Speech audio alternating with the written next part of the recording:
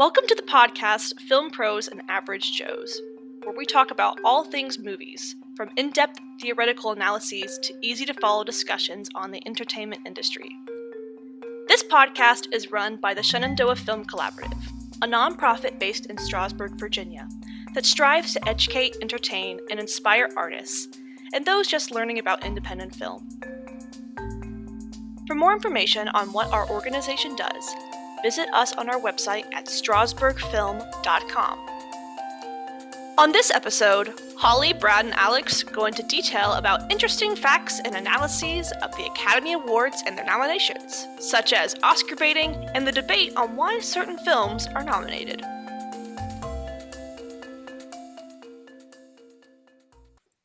All right, hey everybody, welcome to the Shen Films podcast, or as we like to call it, Film Pros and Average Joes. With I'm a no film pro. average Joes, right? Not today. We're all Brad, you're a film Maybe minor. Brad? So Brad's like the most. Yeah, Brad, you're not educated like we. Oh, am I the average Joe? I guess in this You're situation, a film minor. Yes. I'll be the average Joe today. No, it's okay. You still know plenty. You still know plenty. I'm somewhere in the middle. You know enough. You know enough about like different things. But speaking of our team, it's me. I'm Holly. What's up? I am the programming director at the Shenandoah Film Collaborative. And then we got Brad here, who's a film analyst, one of our blog writers, and then Alex as well, who is an international cinema specialist. He's been writing all about Germany this internship session. So hey guys, welcome to the podcast. Obviously, Brad, you were on the last show, but Alex, say hello to the people. Hi, my name's Alex. As Holly already mentioned, I'm an international cinema specialist here at Shen Films. Writing about German cinema, so very underseen cinema, world cinema in the world. Yeah, I feel like any cinema that's not, India or America. If you're not, Even India, it's usually localized to the country of its origin. But are we going to the theaters to watch Bollywood movies? We are not. No, but they have a thing called Bollywood, so they have kind of a bigger reach. They have 1 billion people, so they don't really have to stretch out to the rest of the world. It's like, we're good. We got our country. I think even the Chinese film market is bigger than the U.S. at this point. Well, they also have 1 billion people, so. Right. And we see none of their films usually. Well, over here. It's because people don't want to read subtitles. I'm looking at you, people who hated Parasite. Who didn't watch Parasite, aka my dad. Actually, I've only seen bits and pieces. I haven't seen the whole film. But that's more not because I didn't want to read subtitles. You cannot. Oh my god. I know, I'm such a hypocrite. Wow. But it's more because like I just have other things I gotta do. It's harder for me, and I wasn't able to like go to theaters and stuff and see it. So excuses. I watched it 3 times. I'm sure all my friends were like, you gotta see it, and I was like, okay. And I just never saw it, and I just never saw it. You just never did it. I was too busy writing my senior thesis, okay? Like, get over it. I was doing stuff. You literally were roasting yourself just then. You were like, all those people who didn't watch Parasite, that was you. But I was roasting people who didn't watch Parasite because they didn't want to read subtitles. I like reading subtitles. You still don't watch it. Yeah, but it was I was roasting them for a totally different reason. I understand. Anyway. Me roasting my boss on live. Yeah, I control your future. What about Brad? Brad, did you see Parasite? Yeah, I saw Parasite. I loved it. Everyone saw Parasite. Yeah, everyone but you, Holly. I know. Well, I know. I saw it at the premiere in Cannes. Oh, look at you! Oh. Look at you. See, okay, now my laptop in my bed, and it was great. And fun fact, I had a better seat than the cast at the closing ceremony when they won. That is the saddest thing I've ever said. There you go. No, that's pretty cool, honestly. That's so elitist, but that's so cool. It is totally elitist. Like when they won and I was looking where the cast was, I looked around and I had to take a picture. It was bad. Wow, I have a better seat than the film. Me. Oh my god. Yeah, Just take me off the podcast now, will you? Too late. Just do it. I guess. Well, that's kind of interesting because, like, I think it's a good transition. We haven't talked. Uh, we've talked a bit about the current nominations, but to be honest, I haven't. I don't think I've seen any of them. So, That's really Not sad, seen anything actually. either. well, Like, because the nominations are what's our nominations this let's year? go through them. We have The Father. No takers. Have any of you seen it? Nope. Isn't it about? Is that about the Pope? No. Oh my gosh, no. It's with Anthony Hopkins and Olivia Oh, Colman. I It's was about a thinking of the man. other Anthony Hopkins film where he plays a pope. I forgot. That's the No, it's other about one. a man with Alzheimer's. We have Judas and the Black Messiah. I think Brad, you Mm. saw that one. Nope. No, okay. Who saw that? Who told me who saw that? I was going to watch it, and I Okay. still plan on watching it. Mank. Did anyone see Mank? No, no one No. caught Mank. Minari. I gotta watch that one though, because I love Okay, Steven so Yeun. no takers. Nomadland. I gotta watch that one too. Nope. Promising Young Woman. I saw bits of it. Sound of Metal. Nope. Nope. Trial It's of a Chicago movie. 7. I saw the What? first bit of it. Absolutely none of them. Wow. I saw the first bit of it, and I was like, eh. Yeah, I've seen 6 of the 8 here. The ones I haven't seen are Trial of the Chicago 7 and Mank, both Netflix films that I cannot get myself to press play on. But the thing is, like, most of these are on streaming. Like, y'all, like, you have no excuse. But at the That's so same time, true. the excuse would be that they're actually all pretty bad. I mean, that's probably not true. I think No. it's. I mean, It's not my cup of tea. Actually, most of these films are not my cup of tea. you know, but I kind of blame just the past year or so, because I would say maybe because of the pandemic, we just haven't been able to get the kind of films that we wanted to get in that category because films have been delayed. We got some good ones, but like some other ones are really gonna, they were put on the back burner or ideas had to be. Yeah, so I think we're gonna get some good quality content coming up once things get back to normal in Hollywood. I mean, I know they're still doing stuff, but it's not the same, and things Well, had to be stopped. So actually, I'm going to counter your point and say this is exactly what I expected the nominees to be this year, basically. Kind of the way the festival circuits were going last year, like the buzz around Nomadland, and also Minari or Leon, even Promising Young Woman, all these things are kind of, they were destined, even Judas and the Black Messiah at Sundance just a few months ago.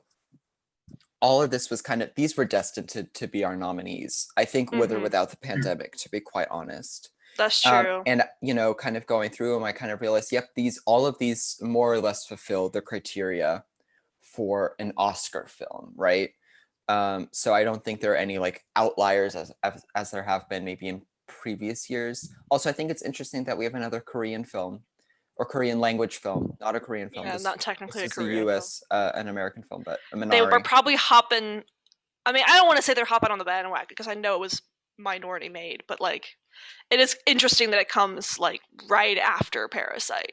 So either that just shows that the market's high for Korean film, or One thing I think maybe because it was an A24 release, maybe something that they were thinking about too is kind of like, oh, people actually, because Parasite was pretty successful box office wise for a foreign film, right? In the US, that was kind of unheard of.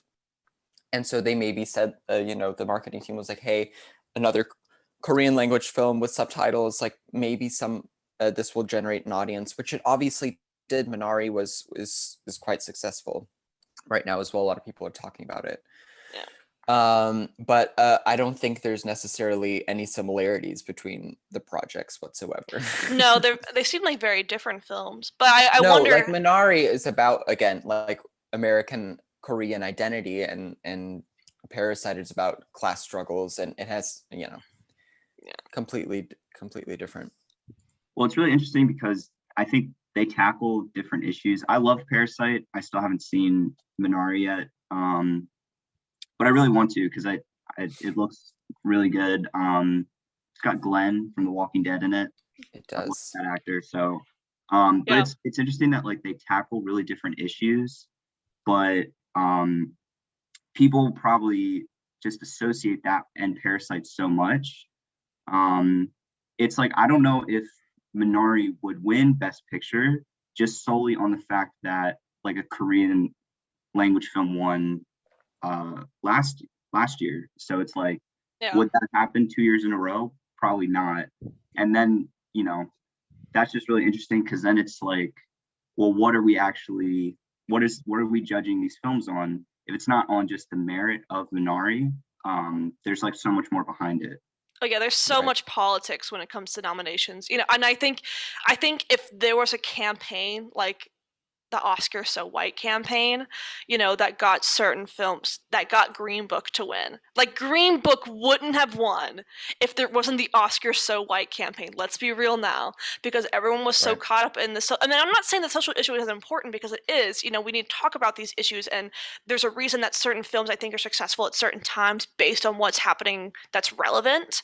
You know, I think that was a huge reason why Moonlight won. I mean, Moonlight was a great film, but I think that was the huge reason why it beat La La Land, even in the crazy way that it did.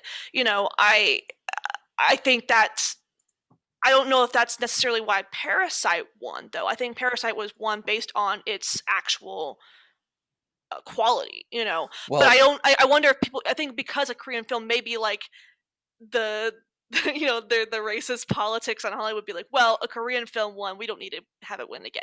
We just need to give it nominated so people know that we're diverse and we celebrate Well, diversity, but it doesn't have to win 2 yeah. years in a row, okay? Like, Well, we're just gonna go back to white people film. the thing is, like, I've seen both Minari and Parasite, and I much prefer Parasite. I actually don't know why we're comparing them, other than that they're in Korean language, right? But I think Minari is definitely the lesser film of the two. I didn't enjoy it all that much.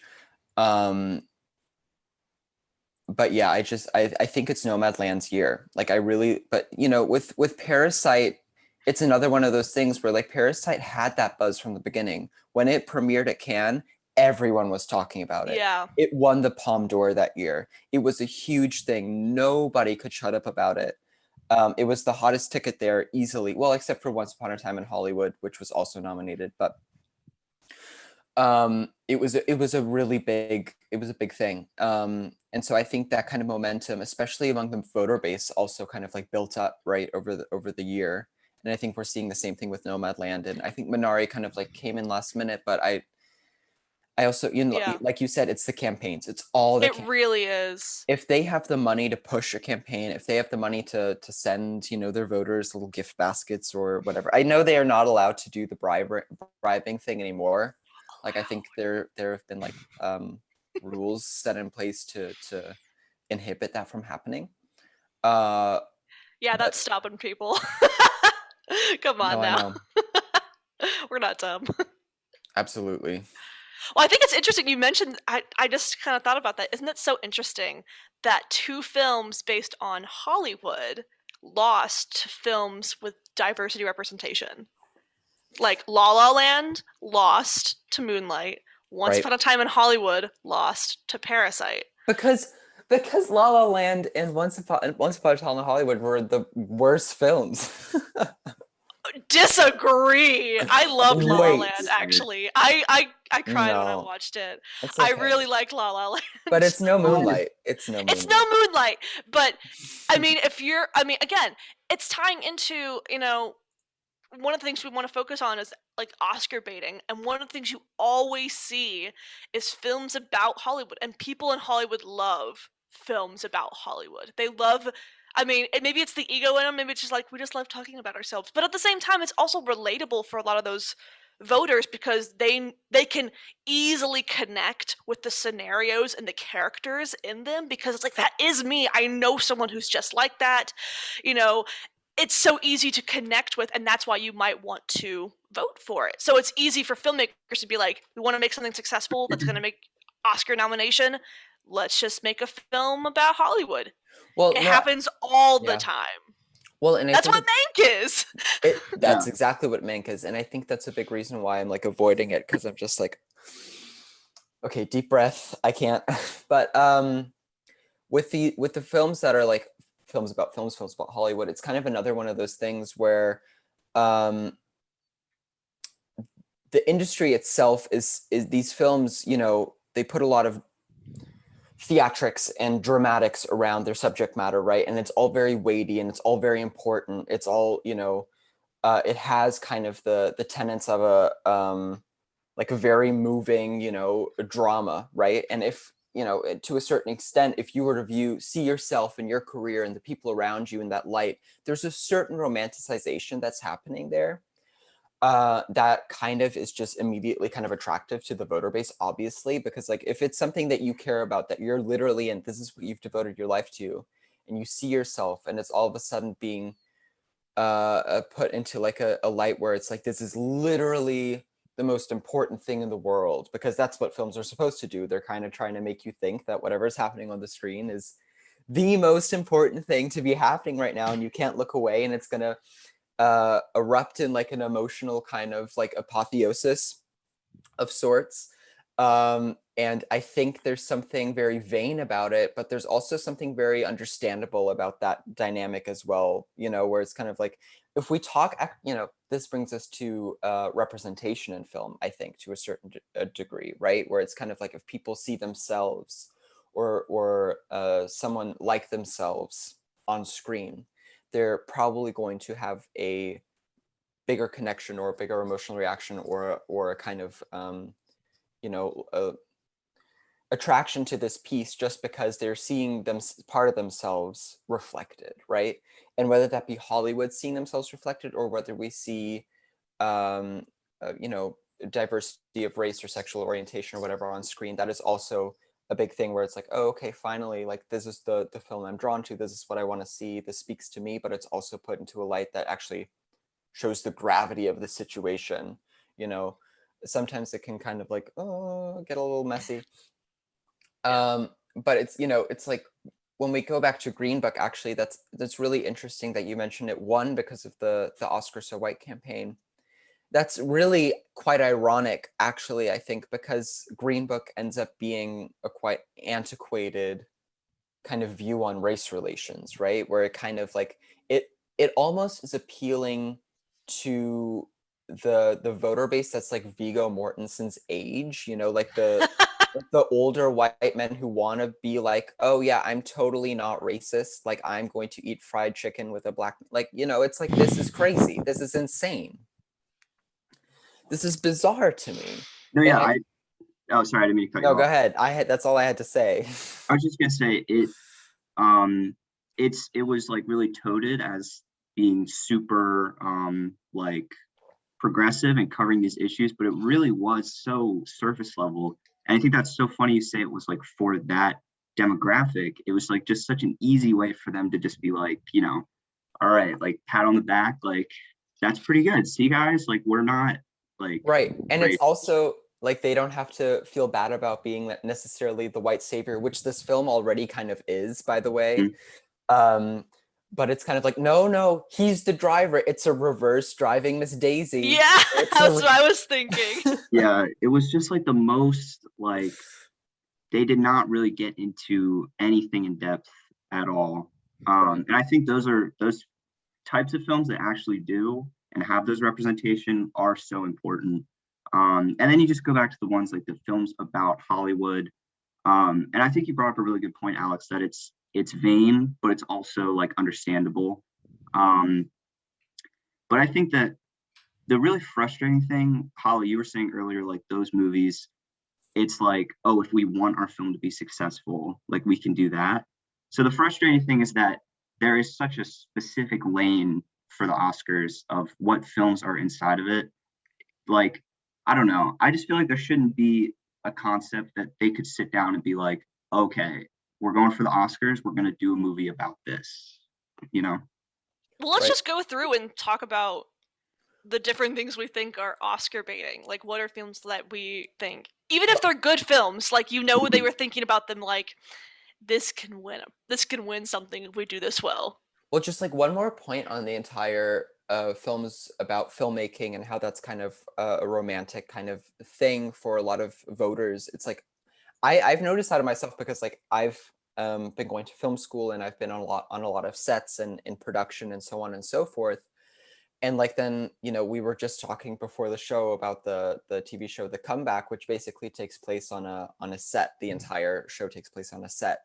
And there's a certain, me and a lot of of my friends at film school, we would watch it and we could relate because, you know, the kind of bureaucracy around the call sheets and the calling people to set and the second AD and all of that. It's kind of like stuff we immediately can recognize from our own experiences. And so we're able to really immediately connect with it, and we love it and we think it's funny. We kind of get all the jokes, Yeah. et cetera, et cetera. But there's, you know, I'm wondering again, like how that works for, if I was the voter, I'd be voting for that because it's like, yep, that hits the nail on the head, you know. But then it's like, it's like, how are we even going to get a mostly like, with the, in the case of Green Book, how are we going to get a mostly white voter base to vote on a film about race relations? You know, it's like, how does that even, you know, or the Black experience, you know, it's Yeah. kind of like, how can you imagine that? Because like, again, it's a tricky thing about whatever. It's a huge discussion, and Maybe not the best discussion for three white people. exactly, that's another thing I was gonna say. Like, here I am spewing my thoughts. It's like, whatever. Yeah, you're right. No, that's a fair point, and it is hard because we can't totally relate in everything.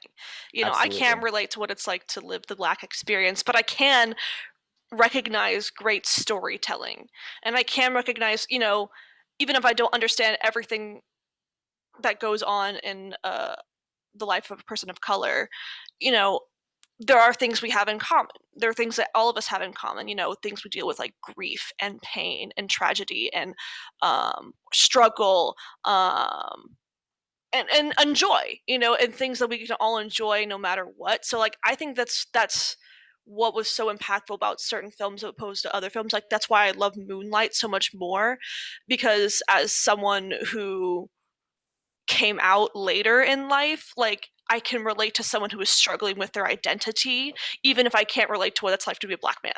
You know, Sure. it's I can, you know, there are other things I can relate to besides that, and I can understand the struggle. Whereas Green Book, it was very surface level, and it was coming from a white person's perspective, And it was a and white that's director. Yeah. yeah, and that's not getting the whole experience, which is why I'm so surprised that Mahershala Ali was in both of those films. Well, I was like, Mahershala why? Ali, if Why do I you can, choose to be in Green Book? well, Sorry, the I thing know we is, want to talk about Oscar baiting, but I was just no, like, no, no. I was This just is thinking all about. this is all connected. Well, another thing, it's kind of like, I think Mahershala Ali actually, I think he might have won for Green Book even. I'm He not won for exactly sure. Moonlight, and I don't remember if he Well, won for Green Book. I think he won for Green Book, if I'm not mistaken. But Fact I check. think like he ended up actually apologizing for even being associated with this film.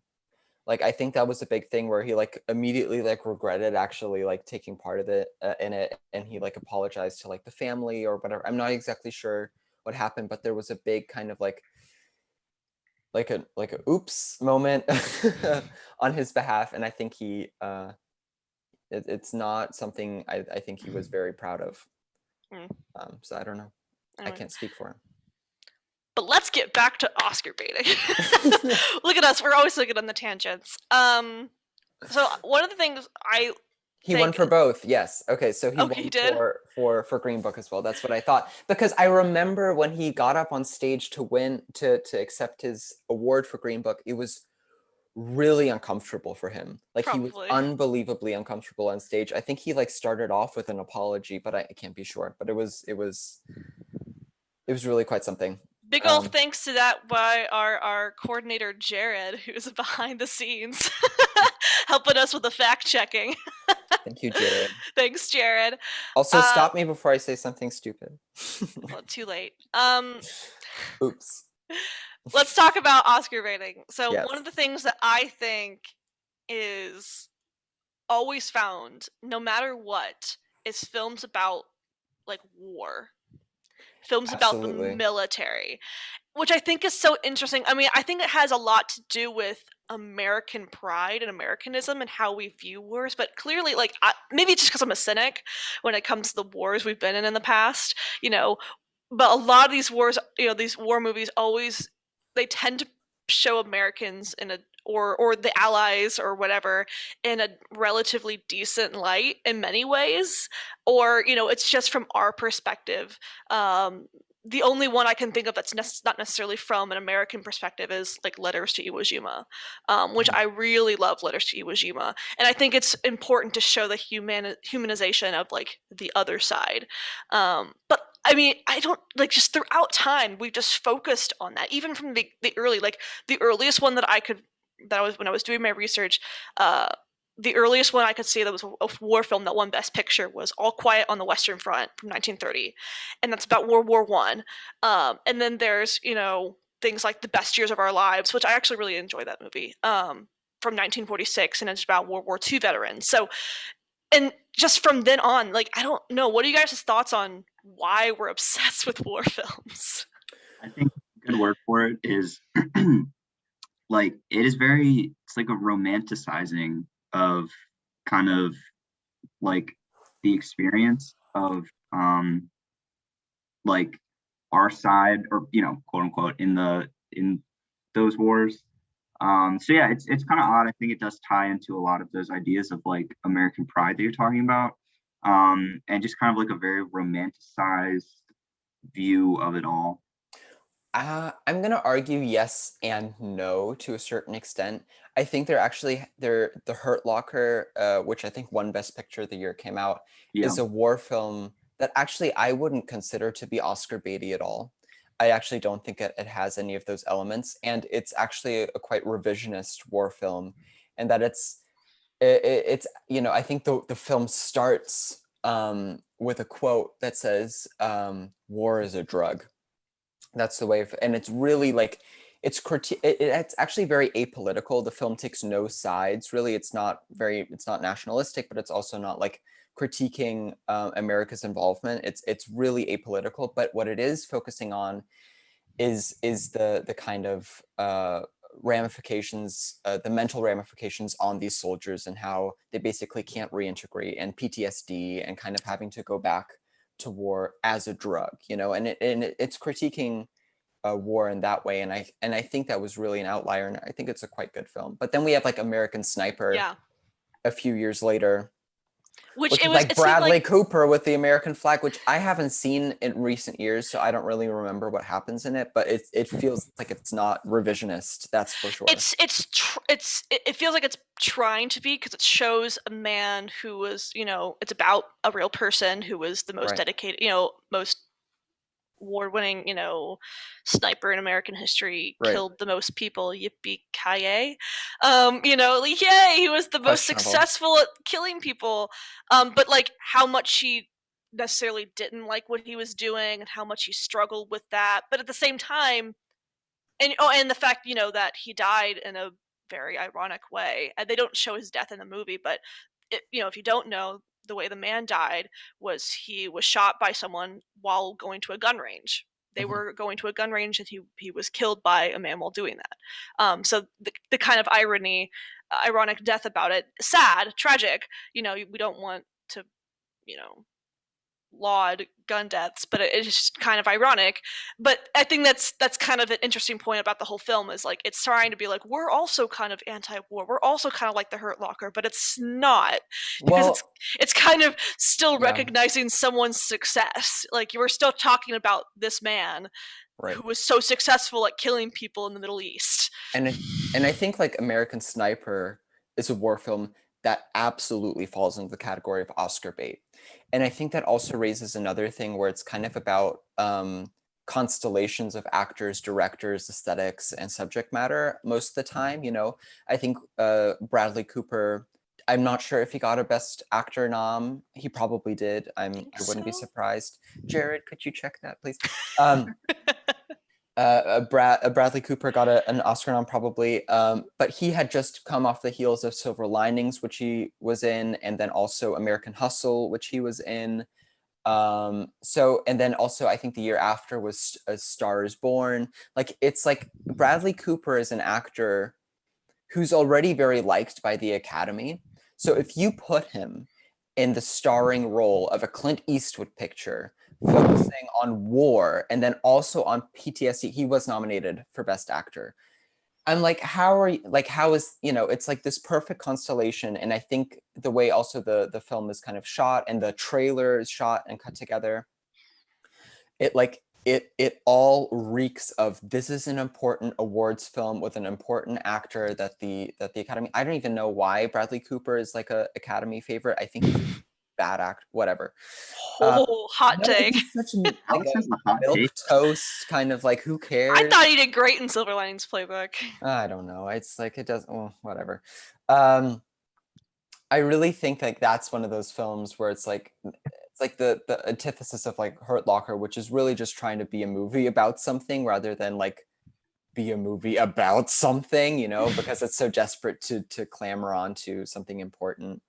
And then it like, you know, I It think was focused on something simple, like a simple, you know, kind of a moment in time almost, not like trying to talk about a huge social issue. Like it felt like the social issue was in the background of just a real person's story. Well, one tie to the nationalism thing, which I think is fascinating. When Parasite won, people were like, why is this? It's like, why is a foreign language film winning? Like the Oscars are to celebrate American films, and American films should get the like Best Picture. Was there really nothing that Hollywood had produced at that point? And I think there's also like a certain amount of nationalism in American Sniper that might be appealing to that voter base, where it's like, it's an American film about American issues. It's not trying to be completely ignorant to the issues caused by that, but it's like, it's still uniquely American, which I think is another thing where it's like, you know, we also have like Bradley Cooper chooses American projects. Like that's something he does. It's Star is Born. It's American Hustle. It's American Sniper. It's Marvel. American. You know, it's kind of crazy. So yeah. What do you think, Brad? Yeah, I mean, I will say, you know, Alex has some really good points. Like, I think that war movies in that subject matter and that setting can definitely lend to like a very effective and good movie. You know, when I was talking about romanticizing, I meant those really Oscar baity ones. Absolutely. Yeah, American Sniper, great example. I don't think maybe I saw bits and pieces. The only thing I remember about American Sniper was Bradley Cooper in that scene holding the fake baby. That was like the only thing I remember from that. But moving its hand with his pinky. Yeah. That was the Oscar-worthy acting right there. Yeah, I mean, I think that's a really good example. You know, of just kind of those films that are appealing to the voter, right, the Academy and the voters and everything. Well, I think we had some very prominent examples of failed Oscar bait this year, also with especially two projects I think that really got a lot of hate, and rightfully so, which would be Hillbilly Elegy, which I've been talking about a lot. You love talking about Hillbilly. I love talking about Hillbilly Elegy. It's such a mess. It's amazing. And then Music, Sia's film Music. I don't know if have you heard of this film? Ooh, yes. I know what you're talking about. Yes, so Maddie Ziegler plays, and Maddie Ziegler, by the way, is a neurotypical person playing a girl with autism. And it is horrifying, to say the least. If you watch these trailers, seeing Maddie Ziegler try to imitate a person with autism is a cruel imitation, I would say. And yeah, go ahead, Holly. Well, I was just saying, I think we've come a long way when it comes to that too. You know, we recognize that now as something that's probably not okay. You know, very anti-disability. You know, we were not showing someone with actually with someone with autism isn't playing that role. You know, whereas an old favorite, Rain Man, won. That's another one. You know, so I think times have changed with as far as what's okay with disability representation. We're starting to come more to terms with this isn't okay, it shouldn't be nominated. Whereas if it was made in the 90s, oh yeah, that was going to be nominated. Oh yeah, for sure. It might have won, you know, just like Rain Man won. You know, it's a different time that we're living in. Same with, you know, LGBTQ issues. We're recognizing that shouldn't, you know, even though some of these, you know, Dallas Buyers Club and Danish Girl, they were pretty recent, you know, it just goes to show we shouldn't be putting non-cis people in trans roles. Well, I think a lot of it, like, the way I would kind of describe this phenomenon of Oscar bait films where they take like a pretty prominent actor and have them kind of rough it. That's how I like to describe it. They're like roughing it, you know, where it's kind of like, oh, we see them take on a risky role. Oh, they're playing a trans character. Oh, they're playing a gay character. They're playing a disabled character. I'm like, what is going on? And we applaud these like Risky.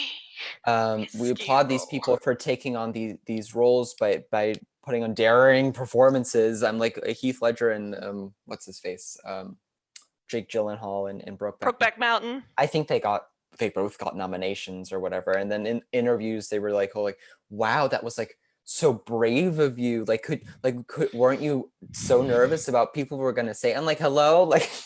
To be fair, Heath Ledger hated those analogies. He was said, Absolutely, brave of me? Are you serious? Like, I know. Get over yourself, straight Hollywood. But let's get real. Like, that's probably a big reason why they were nominated. Yes, it was a great film, right? But it's also the fact, like, oh my gosh, like they are willing to kind of mess with their reputations or risk their careers. It was like, this was like 2001, I guess, at this point, right? Yep. And Jared says they were both nominated for that. Yes. And I think also like for Eddie Redmayne's in The Danish Girl, right, where it's just kind of like, oh my god. And Eddie Redmayne did get a nomination, right? And it's just kind of this very. Didn't he win? I don't know. No, I don't think so. Actually, I have no idea. But it's strange because like when that film came out, it wasn't. Maybe I was just ignorant to it, but like there wasn't as much backlash when that happened, right? I think this is something that also with this, there's a great new Netflix documentary. I actually forget the name of it, but it kind of like focuses on like trans representation throughout Hollywood, and it does take a look at A Danish Girl as well. I wish I could remember the name of it, but it's with Laverne Cox, and you could probably look it up. But yeah, I think it's like this is something that even like if we have a big prominent actor, especially one the Academy likes, which Academy already liked Eddie Redmayne from Theory of Everything, and I think he was a big like Oscar bait actor. So was Alicia Vikander, by the way, who was then also in Danish Girl. It was like this perfect kind of product. Again, it's like we're talking about a trans woman. We have Eddie Redmayne, we have Alicia Vikander. It looks really lavish. It's very like period detail. You know, it's all like the sweeping score and all this stuff. It all falls into place. The trailer is atrocious. Check it out, please. You'll have a laugh.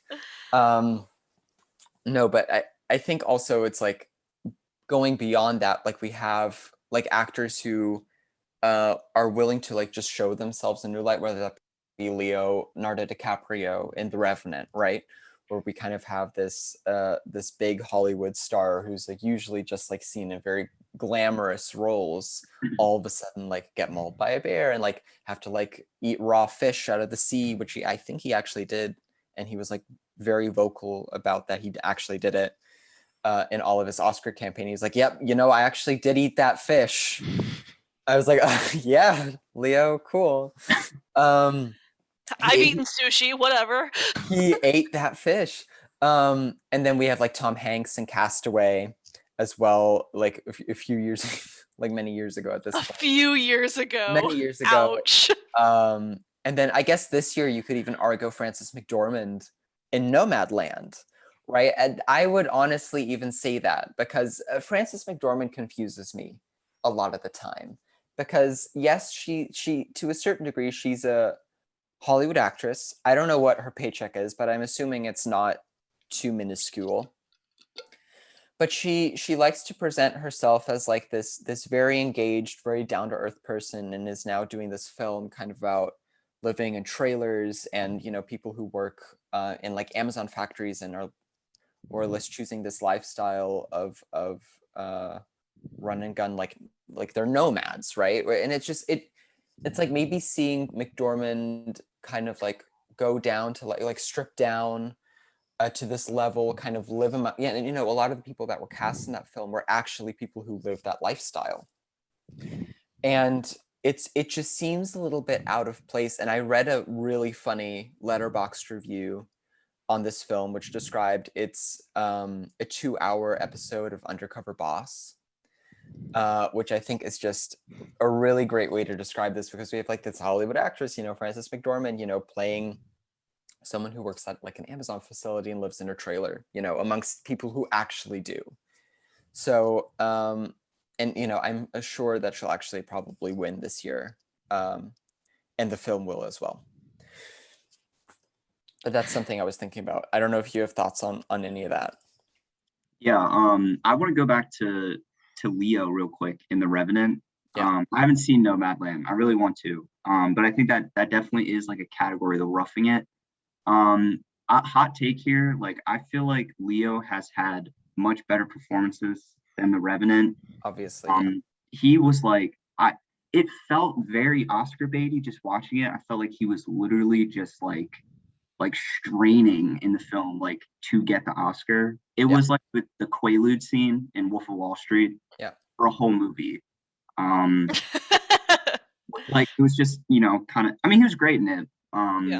But it felt more like he was like competing in some sort of like athletic thing, like doing all this like physical stuff. And it was like, I just don't think that's what it's really about. I don't know, but yeah. Go ahead, Holly. Well, I think that's where it goes into the politics of it all, right? We recognize that, he had been deserving of the best actor for so long, but he wasn't getting it either because someone else had just as good of a performance one year, if not slightly better, but he has consistently good performances every year and he just got beat out. And so I think a lot of it was, what do I have to do? What do I have to do to win? I've been nominated so many times. I should have won for The Departed. I should have won for Wolf of Wall Street. I should have won for all these other times. Why? And I think the similar is going to be said about Amy Adams too. She has been doing a lot of different roles because she deserves an Oscar. She's so talented. She hasn't gotten one yet. She's going to get desperate. And people have been saying for years, she needs to get one. She needs to get one. She keeps getting beat out. It seems like every other year she keeps getting beat out by someone who just has I think it's going to be a similar thing. And I think, that's where I think the Academy just kind of gave it to him. Just to say, we know that we've kind of robbed you in the past. So it doesn't feel as authentic, and I think people who understand the industry enough and understand the process enough know that. They know that there's gonna be some politics in it all. I mean, I think about how that affects things like posthumous nominations, right? There's politics in that too, where Chadwick Boseman, I don't know if he would have been nominated for Mom Rainey's Black Bottom had he not died before the film came out. Maybe he would have, but he wouldn't be a front runner to win. I think he's a front runner to win because he died, because everyone loves him in Hollywood. We loved him even before Black Panther. They loved him for 42. They loved him for Get On Up. They loved him for what's the one where he the lawyer? You know what I'm talking about? The black lawyer. I can't remember. Anyway, I'm so Thurgood Marshall. Is that the guy? I don't remember. Fact check me, Jared. I don't want to be awful because I didn't know a person, because it's based on a real person. But yeah, I think that just goes to show when there's people who are nominated like that, there's clearly some politics involved. Yes. And that's why they got the nomination. Right. And I think there's like Marshall. Yes, Marshall. Thank you, Jared. There's like this lifetime achievement. I know they give lifetime achievement basically awards, I think, but there's a certain amount of just like, if we have a case like Amy Adams, if we have a case like Leo, I don't actually think Leo needed to go as extreme as he did in The Revenant to get a win that year. Like he could have just done anything really, and they probably would, if it has some merit, they'll be like, okay, cool. Raw fish, man. Right. It's like, and he was, like I said, very vocal about that fish. Right. But then we have like this actually, again, coming back to my favorite movie ever, Hillbilly Elegy, where we have Amy Adams, as you already mentioned, and Glenn Close, both actresses and Glenn Close was supposed to win for The Wife, I think last year. And everyone was like, oh, Glenn Close is going to win for The Wife, Glenn Close. And then she didn't. And that was like robbed. She was robbed. Well, I don't know if she was robbed, but it was like one of those things where she was, she was going to get the lifetime, like for her lifetime achievements, blah, blah, blah. But then, you know, it's so obvious to see Amy Adams and Glenn Close, both actresses who've been wanting Oscars forever, choose something where they're basically taking on pretty extreme roles. They're roughing it, so to speak. Amy Adams plays an abusive, drug-addicted mother, and Glenn Close plays kind of like a staunch like grandmother figure living in like kind of rural America. And it's kind of like this, you know, this kind of like rough and tumble kind of depiction of slight like day in the life of, so to speak. And I think it was just a little too desperate this time. And it was like the same thing we felt maybe with Leo and the Revenant, where we felt here with Close and Adams. And I think also Adams didn't get the nomination for Hillbilly Elegy, right? And it's good that she didn't, because there has been so much backlash. I think they want to give it to Adams, but they're just going to wait for her next role, because like if she had one for Hillbilly Elegy, that would just kind of be this really ugly kind of feeling around it, you know, where it's kind of like she's going to have the Oscar statuette on her, whatever, and it's going to say Hillbilly Elegy on it, right? And there's just this kind of desperation that's kind of like exude from that. And I think that's something she has now had to face and is kind of like moving on from with now. But like, again, like who do we really care? Like, do we really care about whether these actors have a little gold statue on their cupboard or not? You know, I think that's just, you know, we can talk about all the time, like, oh, deserving the Oscar, not deserving the Oscar. Also the posthumous thing that you mentioned, right? Where it's kind of, like if they're dead, like what does this award even mean? Like really, like what are we really celebrating? I don't know. Like I don't know why this gold statuette is all of a sudden like the thing that everyone aspires to. Like, isn't it about the work? No, apparently not. Not in Leo's case, not in Adam's case, not in anyone's case. No, that's such a good point. Like even actually literally this morning before we started this episode, I went on Wikipedia and just looked up the Academy Awards, because I was kind of like going down that rabbit hole and that circle of thinking that you're talking about right now. Like, wait a minute, what even is this? Like, why did this start? Yeah. And so I actually thought about this the other day, because I don't know if you guys watch or have seen Half in the Bag on YouTube. Yeah. They do like film reviews. But I was watching an episode the other day and they were talking about the film Mandy that came out a couple years ago with Nicolas I've Cage. seen it. Yeah. I've also seen it. I really liked it. And it's one of those movies where like they were talking about how critics really liked it, audiences really hated it. And they said something in their review. They were like, well, critics really liked it because critics like actual movies. And that made me think about like Mandy is not an actual movie. Well, Mandy... no, I mean, like they were talking about like filmmaking like techniques. Like it wasn't like, you know, it wasn't just like your run-of-the-mill like it didn't fit into those like lanes that like I keep talking about. Sure. And it wasn't mainstream. Yeah, sure. Yeah. And yeah, and it made me like think about this, because I was like, you know, Mandy, you know, maybe not like Oscar material, like not a phenomenal movie. I thought it was pretty cool, but I think it made me think about this, and it like this should be, I think in an ideal world, maybe how it started, like just celebrating those kinds of examples of like unique and really good quality filmmaking, like to celebrate that and bring attention to it. But then it's really strange what it's become. Like I don't know, yeah, like Leo and Amy Adams, it's like really interesting. It's like, oh, they should just have an Oscar, like, Yeah. you know. I don't know, it's really strange to like go down the rabbit hole and be like, what even is this? Like, I think you're right there in an extent of saying it used to be about celebrating, and I think in many ways it still is. I think there's some remnants of it. I think it gets caught up in the politics of it all.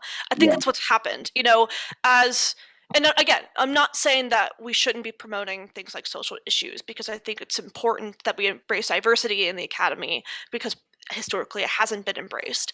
But I think sometimes the Academy gets so caught up in it, and we as the viewers do too, get so caught up in it has to hit what the public wants. It has to hit Mhm. what's important to what the viewers want.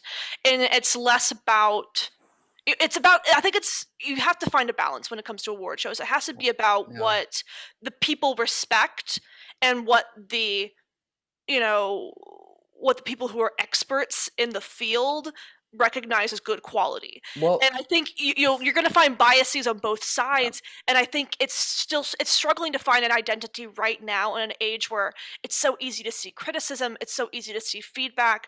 Whereas back in the day, I think you're right. I mean, when film was new and things were still, technology was still being discovered, and stories were, they're trying to figure out how to tell certain stories, that wasn't theater, it was its own art.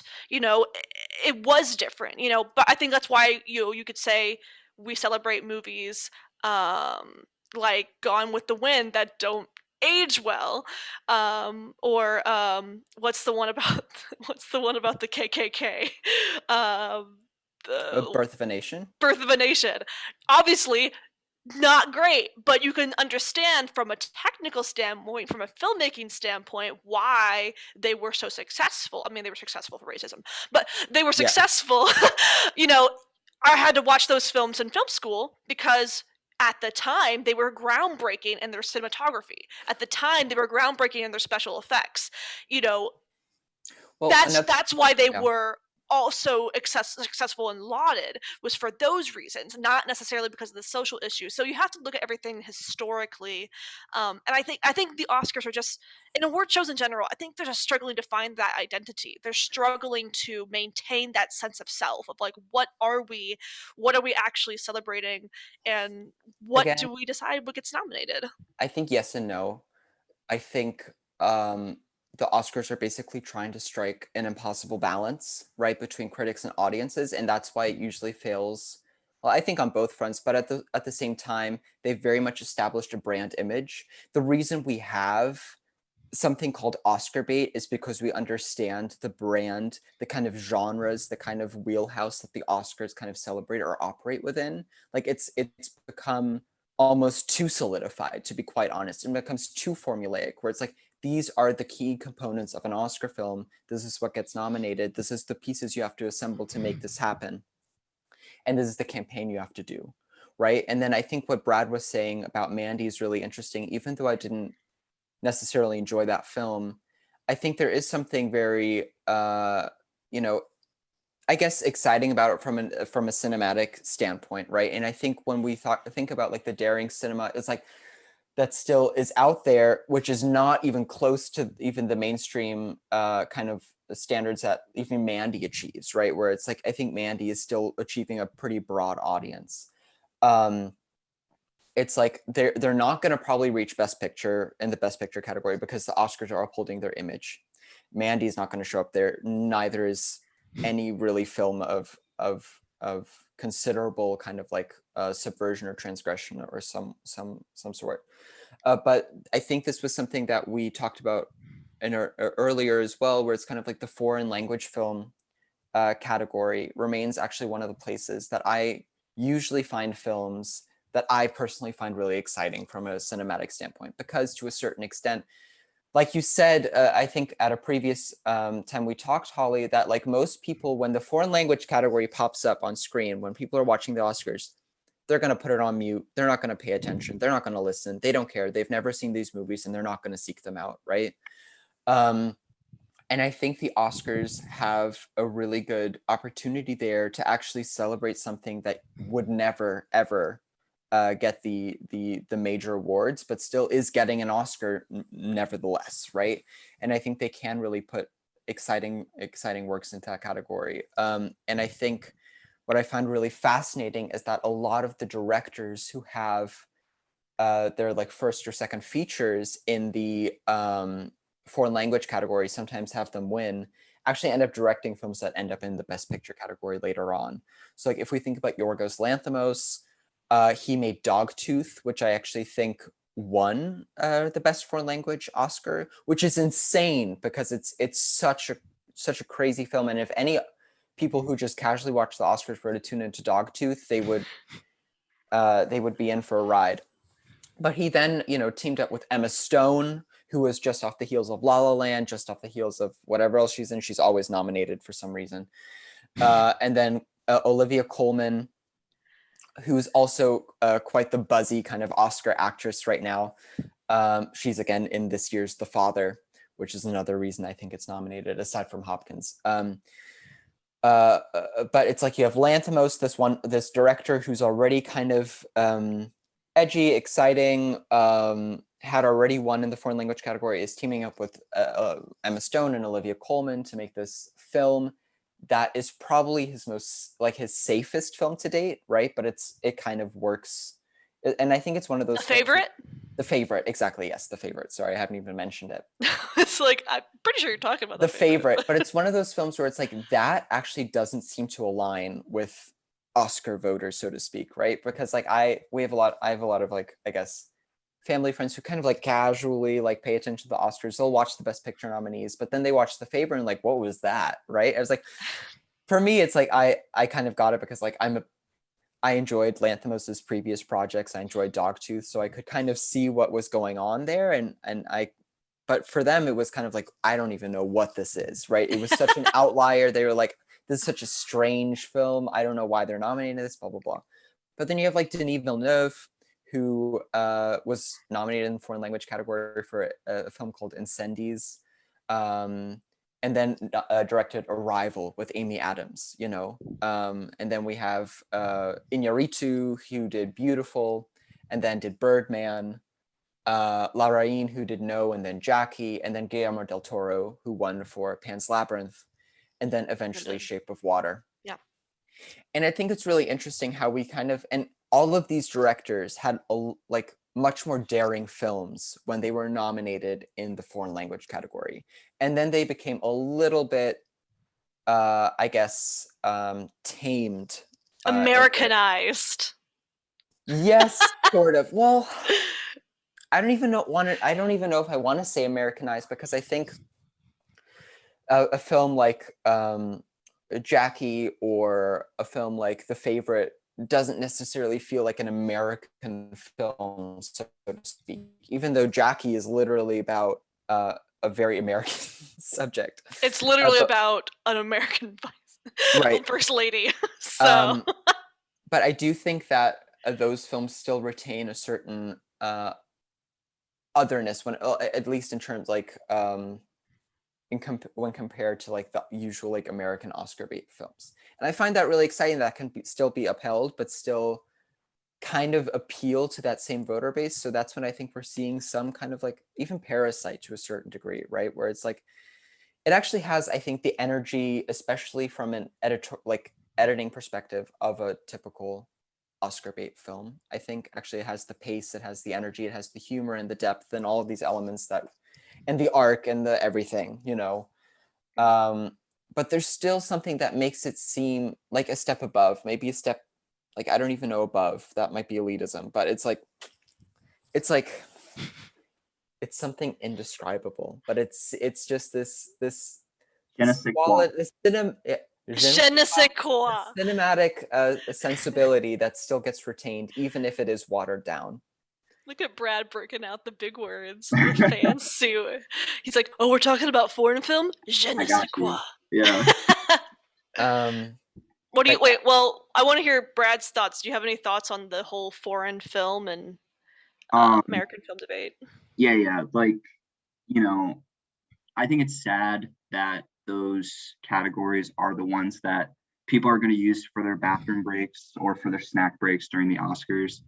It's sad because they should be promoted a lot more and celebrated a lot more, because I totally agree that's where we're seeing like really exciting like interesting instances of filmmaking, but then at the same time, like, I think one of the reasons that they are is because the Academy knows that like people aren't really paying much attention to it, so they're kind of just throwing that in there. But Yeah, I think that's, just a really underappreciated.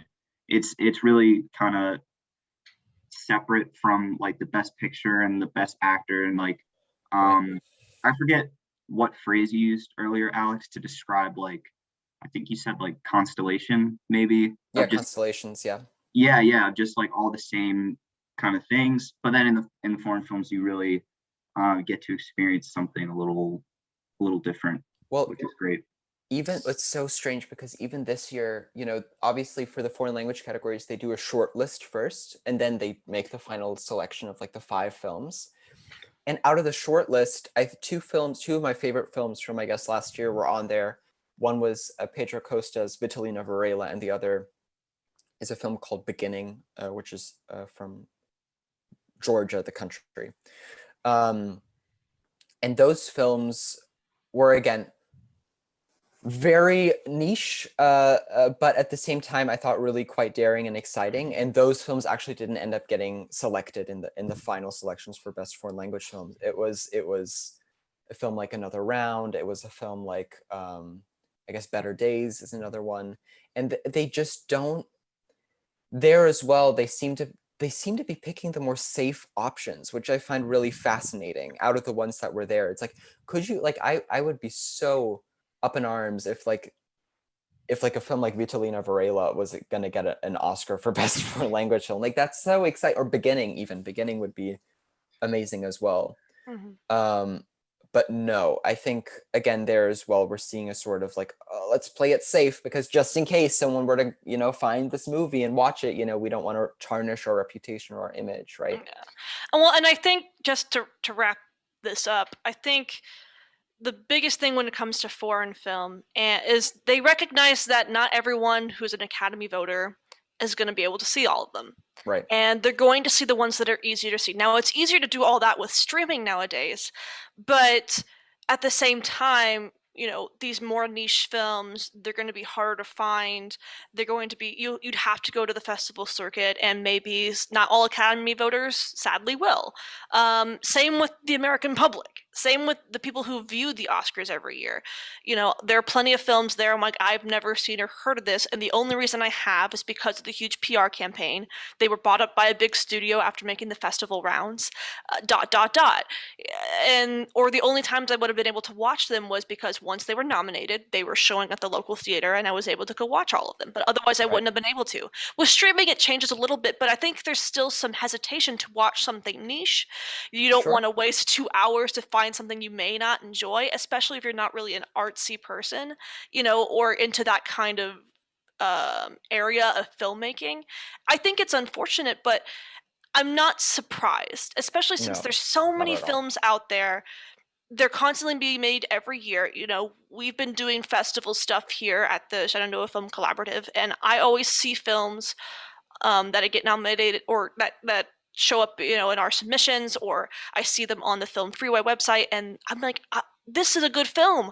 I don't know if anyone will ever see it because Mhm. that's just how budgets work. That's just how But that's sometimes you what just festivals are for, right? yeah, It's like but to get sometimes you just yeah. get lucky when it comes to nominations. Mhm. Obviously, there's the big corporations and the big studios, and they're going to do their thing, and they're going to have the money to push their PR. But with things like foreign films or these smaller films that probably should get recognized, they just won't because Right. people haven't seen them, and that's not the fault of them. It's just this. That's just the reality. And so we have to recognize when it comes to award shows like the Academy Awards that these are going to be fine films. Maybe they're great, fantastic films, but they're not every film. There's always going to probably be another film that was better. And that's how I kind of look at life. There's always someone better than you at something. That's how I feel about like films. There's always a film better than this film, for whatever reason, and you just may never see it. And sometimes it's just the luck of the draw, and that's why it's kind of pandering to award shows pander to the industry, they pander to the fan bases, Mhm. they celebrate themselves, but you shouldn't always take them seriously. It's a great accomplishment to win, and it can be really great for your pride if you're an actor and if you've only, if you're able to win. That's huge to be like the people that I work with recognize my talent and they said you deserve the best award. That's so great. And if you work in that industry, that's such a great experience, and I'm always so happy for people who do win because I know they work hard for their win. But you can't, but we have to take sometimes our ego aside and say, congrats to the people who won. We recognize that someone else probably objectively should have won or should have been nominated. That's just not how it always goes. And you have to take that back and say, there's still good films, even if it's not nominated, and vice versa. Sometimes nominated films aren't always the best. Right. But with that, we're going to have to wrap up our podcast today. Just end off, I guess, questions for the audience. Will you be watching the Oscars this year, the Academy Awards this year? Do you care about the nominated films? Have you even seen them? I haven't. And the last question we want to hear from you is, how much weight does an award-winning title have to you when you watch films? Do you care about if it's been award-winning, or you just kind of go to your comfort stuff, or both? I know for me it's both. I love my Academy films, and I also love my Legally Blonde. So, take it from what you will. But as always, check us out on our website, check us out on our social media. We'll have those plugged and linked here on the video.